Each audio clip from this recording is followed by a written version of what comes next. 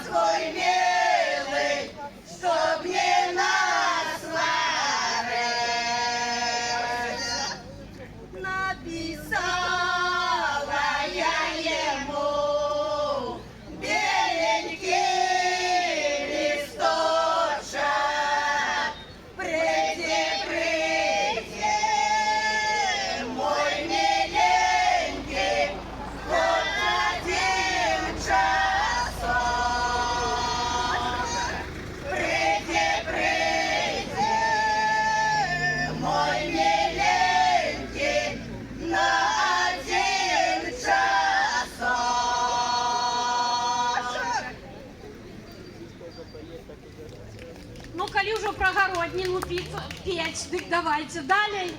Нас засталося яшчэ пра буракі спець.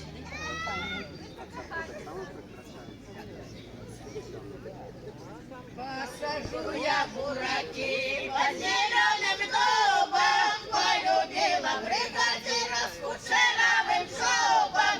Ой-яй-яй-яй, ой-яй-яй-яй, полюбила бригадира с кучеровым шубом.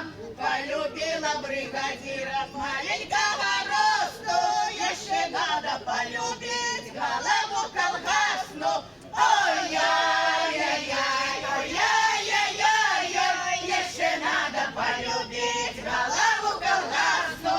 Приду я в контору, сяду я на лавку, ты, товарищ голова, выпиши мне справку. Ой-яй-яй-яй, ой-яй-яй-яй, ты, товарищ голова, выпиши мне справку. Выпиши мне справку, что была я певна, на работу не ходила, получала премия. Ой-яй-яй-яй, ой-яй-яй-яй, на работу не ходила, получала премия. Я приехал, голова, ты до моей хаты, его сива голова, спереди и сзади. Ой-яй-яй-яй, ой-яй-яй-яй, его сива голова, спереди и сзади. Посажу я бураки под